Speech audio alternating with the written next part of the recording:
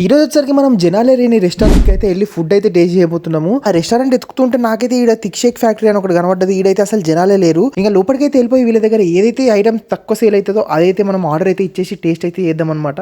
ఇంకా మనం వచ్చేసరికి ఒక మొజిటో ఇంకా ఒక బర్గర్ అయితే ఇచ్చినాం. అదైతే వీళ్ళ దగ్గర అసలు సేల్ కదంట. ఇంకా వీళ్ళ కిచెన్ చూసి అయితే నేను షాక్ అయిపోయినా.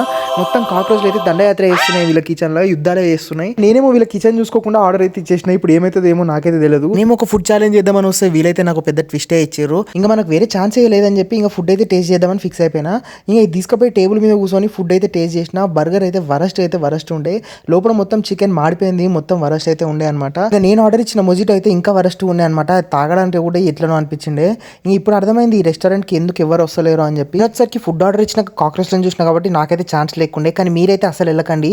ఇది వచ్చేసరికి మన కొండాపూర్లో అయితే లొకేట్ అయి ఉంది. లొకేషన్ ఉన్న వాళ్ళు మాత్రం కొద్దిగా చూసుకొని అయితే వెళ్ళండి. ఫుడ్ అయితే అసలు బాగాలేదు. ఇలాంటి క్రేజీ వీడియోస్ ఇంకా కావాలంటే మాత్రం ఛానల్ ని సబ్స్క్రైబ్ చేసుకోండి. చలో మరి బాయ్.